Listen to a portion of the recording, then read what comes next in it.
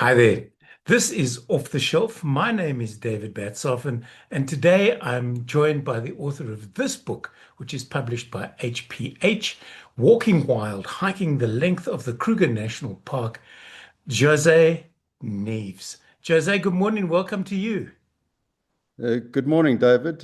Great to be here. Thank you very much. It's only a pleasure. I have to tell you, I took your book with me. I've just recently come back from a trip and sitting on the banks of a very fast-flowing Olifantsrivier, I got stuck into it. Did it give me a need to walk the Kruger? No, not really, but that's just me. I'm not into primitive walking. But tell us why. What made you wake up one morning and go, I'm going to walk the length of Kruger National Park?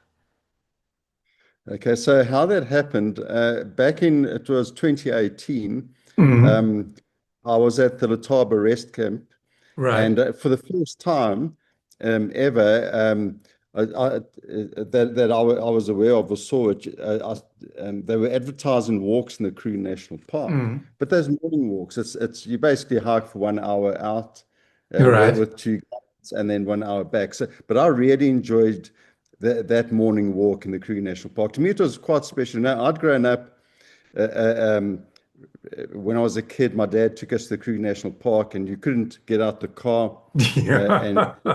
keep the windows up, that kind of thing. So to walk in the Kruger National Park was very special to me. Mm. And then about 2 days later, I was at a bird hide near the Letaba. And as I was leaving the bird hide, I saw this poster, and it said, "Following the footsteps of giants, hike the length of the Kruger National Park." And it had this map with a line drawn from the top to the bottom.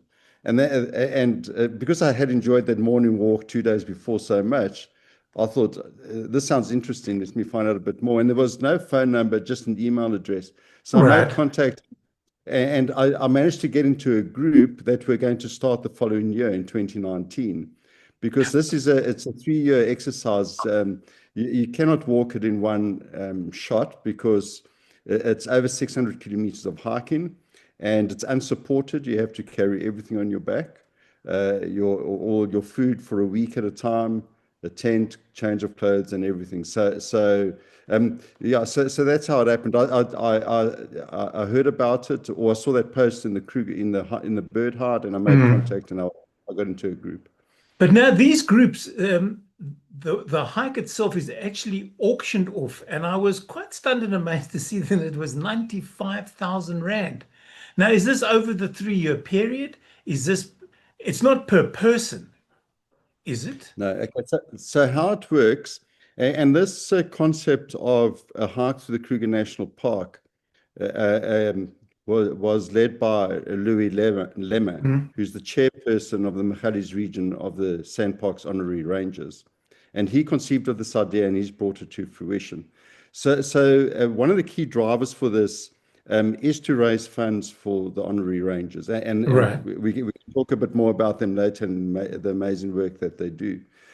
So it goes to auction in October of every year, and they can only sell 5 groups per year.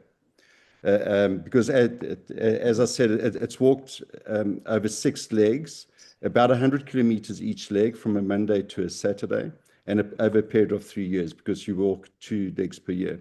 But at the auction, you bid, and the price that you pay at auction is just for the first leg. And every group has 8 people in it, so you can divide the cost of that by 8 people. Now, Okay. that 95,000 Rand Mm. is what our group bid back in 2018. Mm. The price now, and also because it's become more well known now and renowned, Always a uh, uh, problem, isn't it, Jose, yeah, when yeah, something takes off? yeah, that's what happens. So the price now, if you're lucky, you might, and depending on the auction, because they auction 5 groups, and you can take a chance or not. Mm. But anything from 150,000 Rand to about 280,000 Rand. Wow. That's Okay. just for the first leg. Of course, you can divide that cost by the 8 people in the group. Yes. The the following legs, the remaining 5 legs, there's just a fixed cost to pay for the 2 armed rangers that will be Okay. leading you. and also for fees for the Kruger National Park. So only the first leg goes to auction, and that's to raise funds for the honorary rangers. Fair enough. Otherwise, I thought that it was, if you put all that money together, you can climb Kilimanjaro, you can climb Mount Everest for 1 million plus.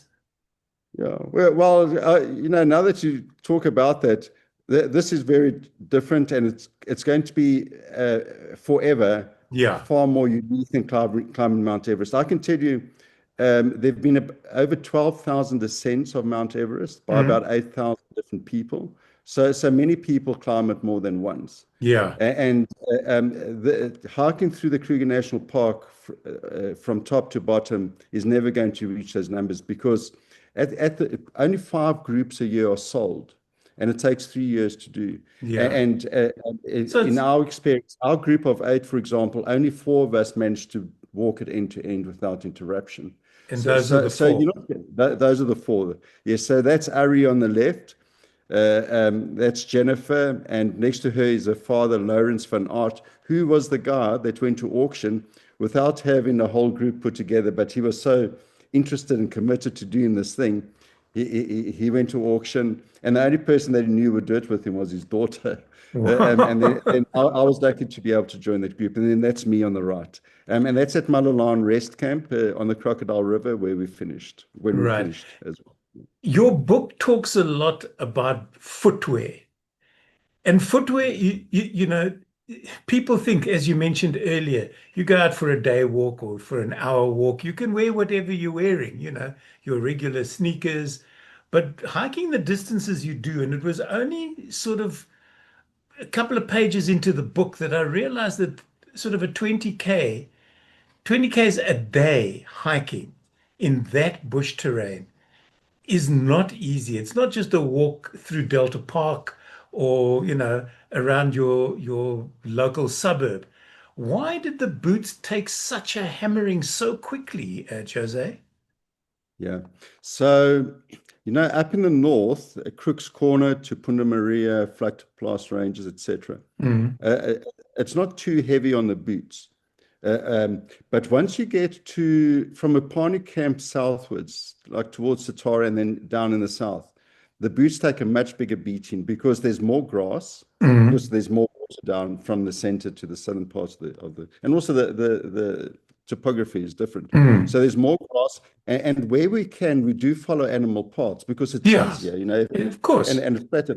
But many times animal paths don't always go where we want to go, generally south.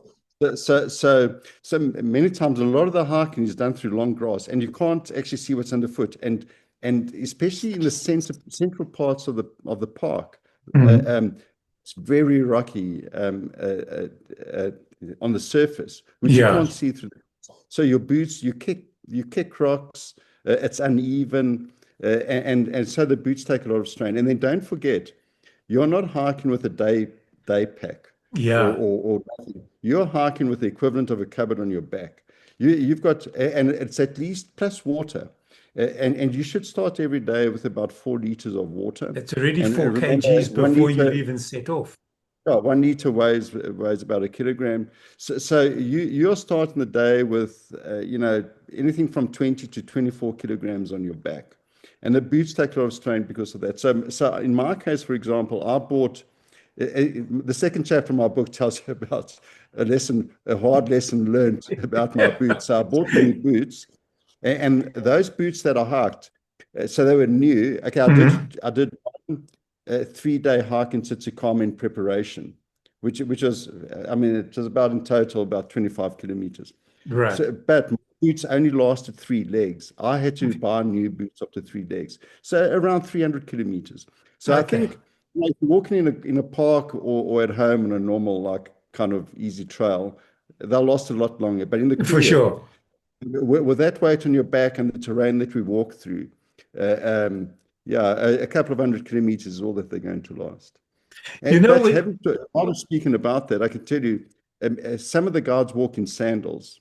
They prefer that, yeah, and yeah, it's more comfortable for them. They do a lot of hiking. I mean, this is mm, their profession.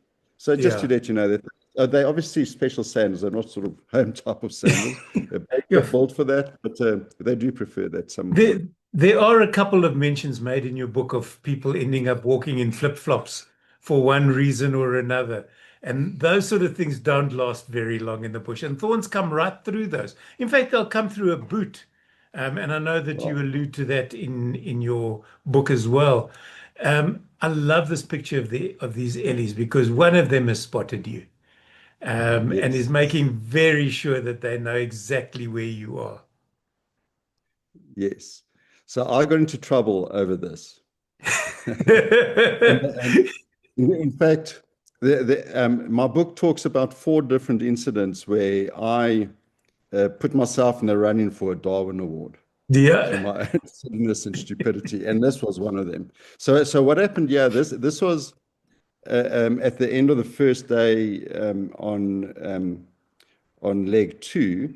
This Mhm. is called Macho Villa Spring. It's actually a hot spring, Right. but very sulfuric, that water.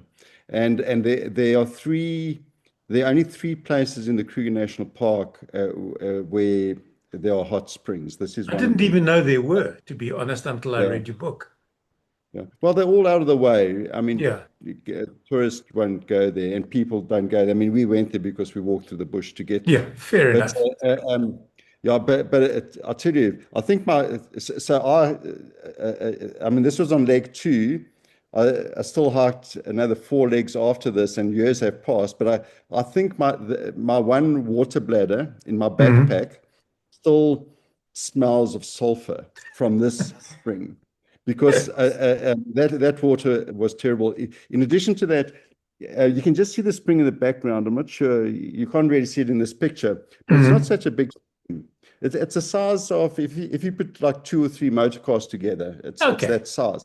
But the And Ellies like that's the it. only place up there in the north where there's water for tens, maybe 100 kilometers. So Mhm. at night, as you see here, or towards the end of the day, many animals come there to drink. It was also the only place we could get water that night, because Right. we were going to set up camp just to the side of this in some Mhm. temporary trees. And so it was getting dark and we needed to get water. So we went, there were no, elephants kept on coming and going, but there was a break when there were no elephants at the water. So we rushed there.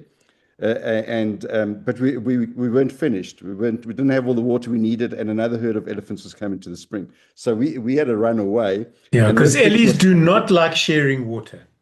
They're not not at all. interested. No.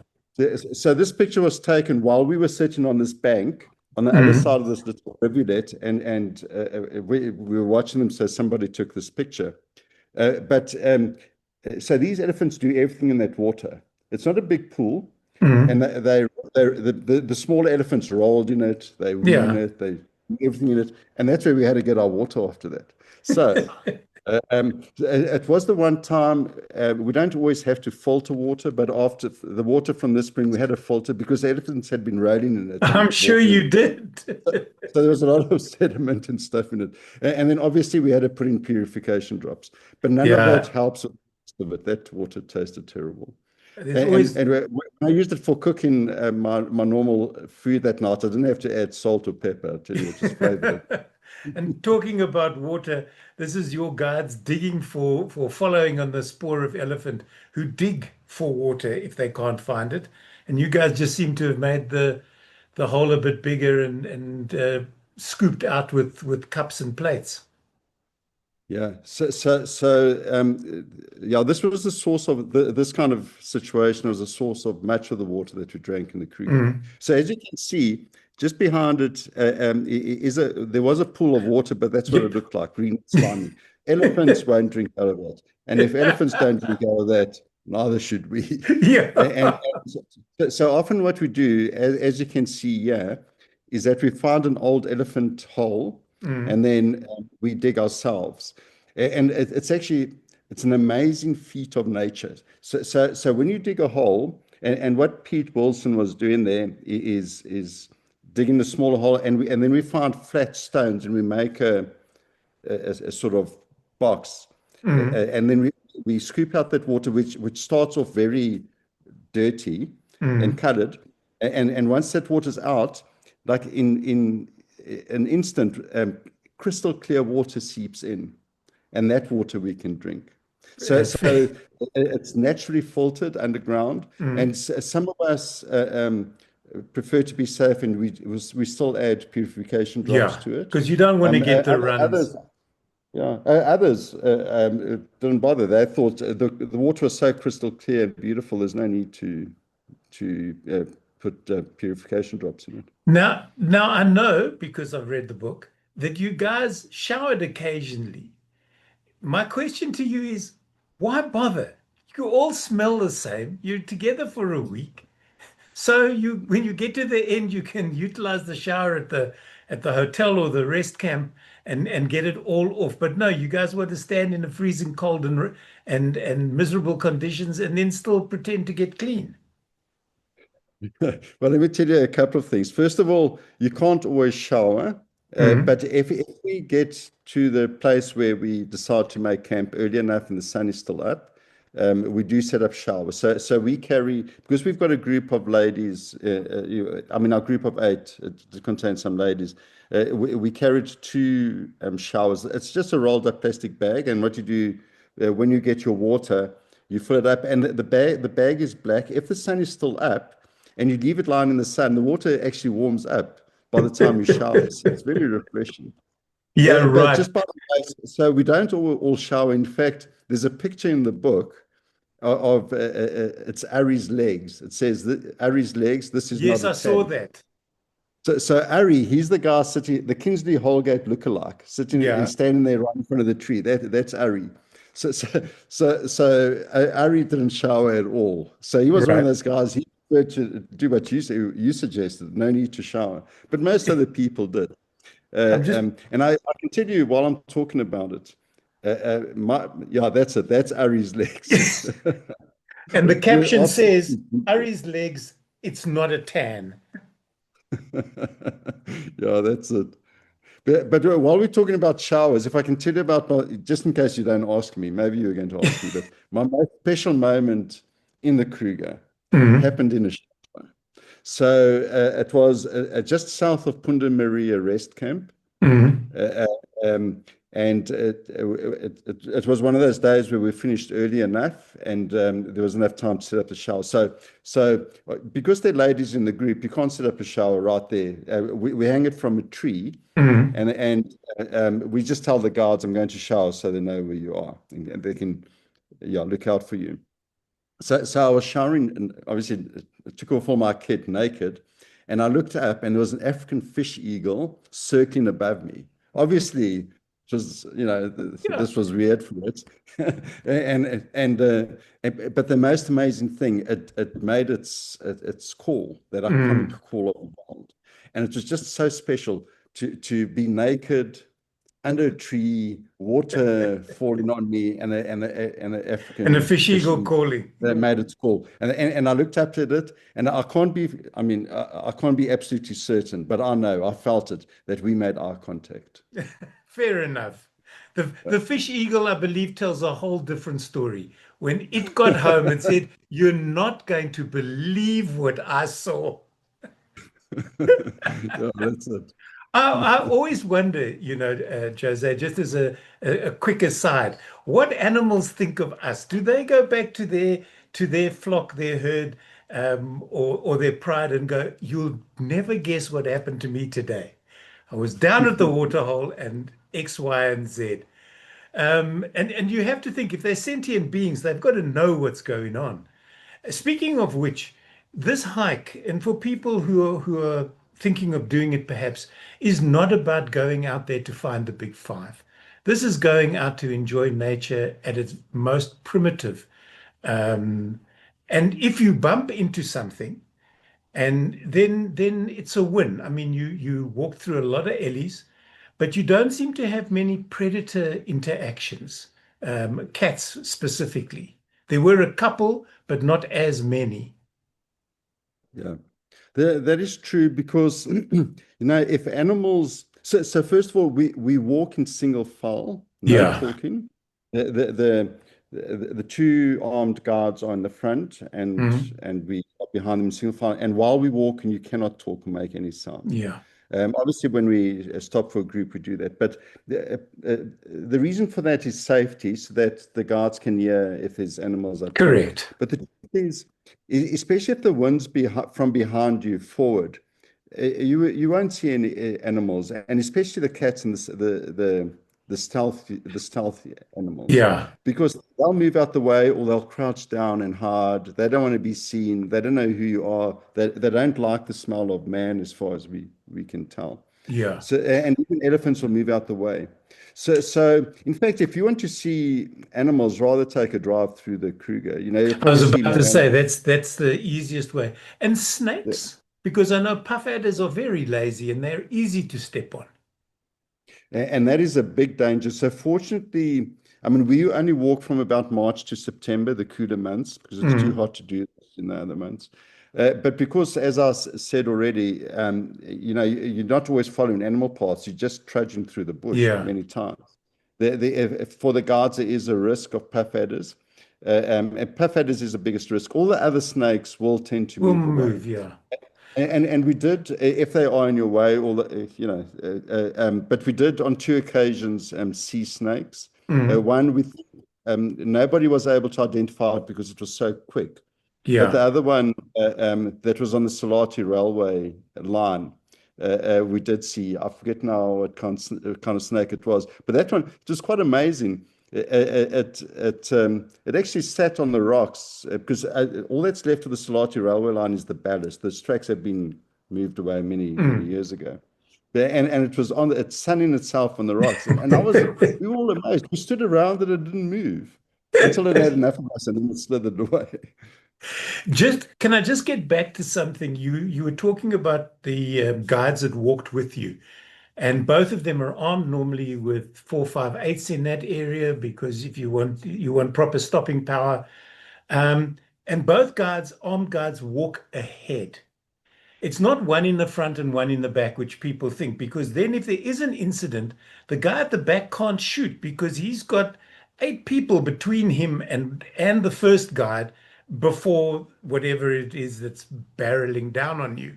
So the guides, for people who do walks and who wonder, the guides are always up front. So if something untoward happens, they're both standing next to each other. They know exactly where the rifles are pointed and they can deal with the situation. Absolutely. So there's no danger at the back. Uh, Yeah, um, I mean, this is not, you're not dealing with humans, you're dealing with animals. So in a military situation, if you, yeah, that kind of situation and in single file hiking, okay, in that situation, everyone will have an arm, correct. arms, but over there may be danger from the back because you're dealing with humans who may want to take you out. In the park, that's not going to happen. No lion, for example, leopard's going to wait for you to walk past and take out the person at the back. When you turn And that's around and why, there are only 7 of you, yeah. 6 of you, So five that's of you. why, yeah, yeah.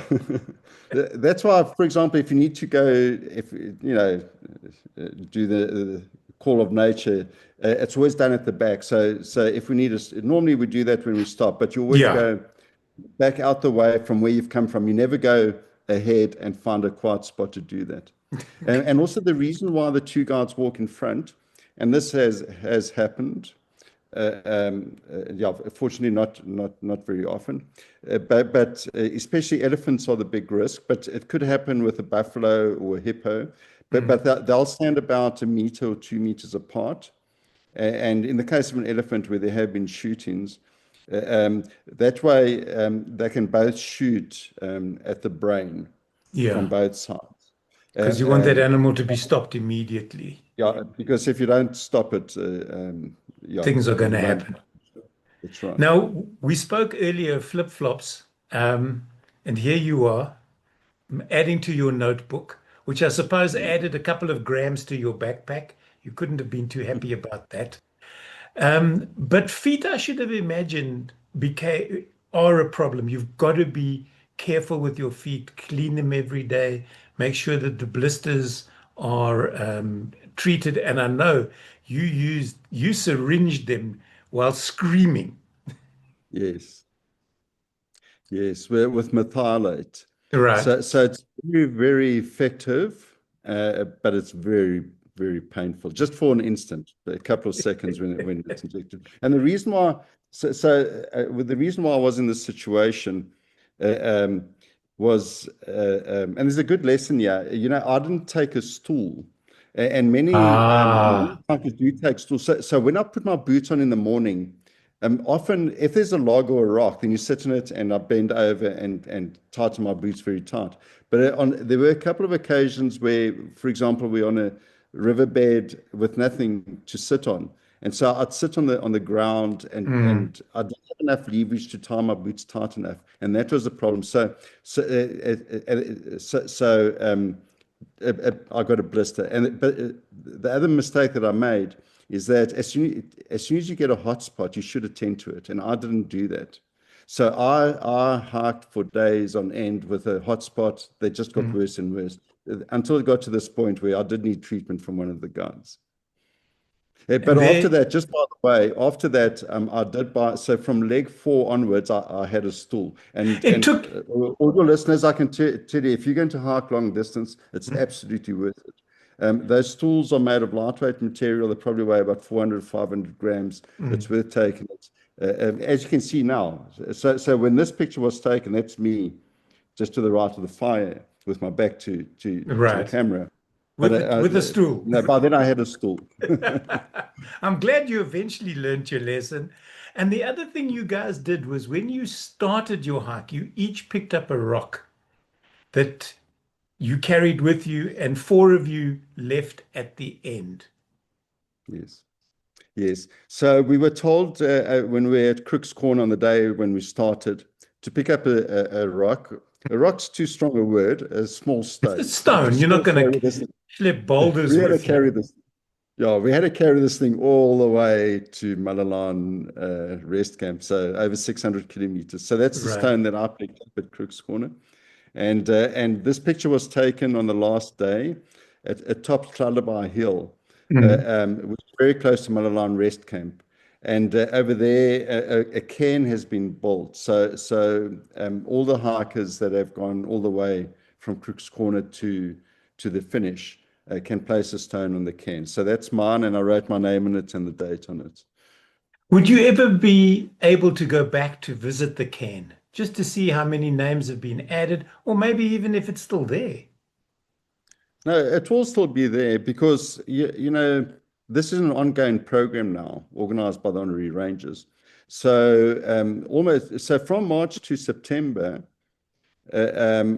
almost every week there should be a group coming through there, and Okay. they'll also climb up Lullaby Hill. They'll play those that have carried it from Crookes Corner will place their stone on the cairn. So it is there, and it's grown. It should be growing. I'm not sure how big it is now. But I would like to go back. Obviously, I can't, I can't just park a car nearby and take a walk up there. Can't do that. So Okay. if I do go there again, I'll have to do it as part of a group. But I do have the right contacts for that, and I'm seriously thinking about it. Either doing the whole thing again, not right now, in maybe Mm. 2 or 3 years time. But I could also, there are often openings because the rate of attrition is quite high. The group of 8 that starts up at Crookes Corner, some people over a period of 3 years, things happen, and then Yes, you obviously. gaps, and the groups are often looking for somebody to make up the group up to 8. So if I wanted to do it, I could do it almost any time. But yes, I'd have to walk from Lower Sabi to that hill to see the cairn. And what do you guys get at the end? If you climb Kilimanjaro, for instance, you get a certificate. I suppose something similar if you do Everest, you run Comrades Marathon, you get a medal. Is there something at the end that you can walk away? And I know that on your wall behind you, you've got from your eye that framed pictures of your Iron Men or Iron Man competitions. So is there Yes. something that you come away with? Did you bring a stone that you didn't put on the cairn that you've got on your desk type of thing that you look at every day? Now that you mention it, well, first of all, you shouldn't leave anything behind except your Yep. footprints, and be Yeah. very diligent about that. And you also shouldn't take anything. I did make one exception, yeah, with sanction or the authority of the guards. We, when we went to the confluence, which is where the Olifants River and the Letaba River join, just before Right. the river flows into Mozambique. There are no roads that go there. Nobody goes there, but we were there because we had hiked down the Olifants River to that point. We made camp close to the confluence, but it was still a bit of a hike. And then some in our group, one of our guides, Pete Wilson, offered, he said, if anybody has anything left today and still want to do another little hike, obviously without our backpacks, we just had to take some water with us. He led us to the confluence. And we Okay. stood, but it's high up on a ridge, and we Mm. looked down at where the Letaba River and the Olifants River come together, a very special place. But the amazing thing about that, right at the top, there was there was a field of stones of amazing shapes and colors. And our guide said, if we wanted to, we could take a little stone from there as a memento. Mm. So I took this stone. I should have had it with me. Yeah, didn't know you were going to ask me about it, but it's shaped like an arc, and I have it on my desk. It's just There around you the go. corner. Yeah. The only So, reason I so asked you that question is when I came back from Kili, I also brought a stone with me. We weren't meant to, and I know thousands of people take, but what's one? yeah. The book, But if I could just finish your point, because you yeah, asked me, do we have a memento? That was something on the side. But from the honorary rangers, yes, I yeah, received a wooden box, and inside was a certificate. that's right. Yeah, And another very special thing, there's a small carved elephant. wonderful. So that's very precious to me. Jose, we've run out of time. This is what happens when we're having fun. The book is called Walking Wild, Hiking the Length of the Kruger National Park. There is an appendix at the back which will tell you what you shouldn't take, what Jose didn't take, or what he's telling you to do now before you even read the book, which is published by HPH. Buy yourself a stool. Start with that and then work from there. Jose, Yeah, thank you so much for joining me here on Off the Shelf. It's been an absolute pleasure chatting to you, and I look forward to reading about your next adventure. great. Thank you, David. I've enjoyed it very much, and thanks to all your viewers. Cheers for now. This has been Thank Off the you. Shelf. My name is David Batsoff, and until the next time, thanks for joining.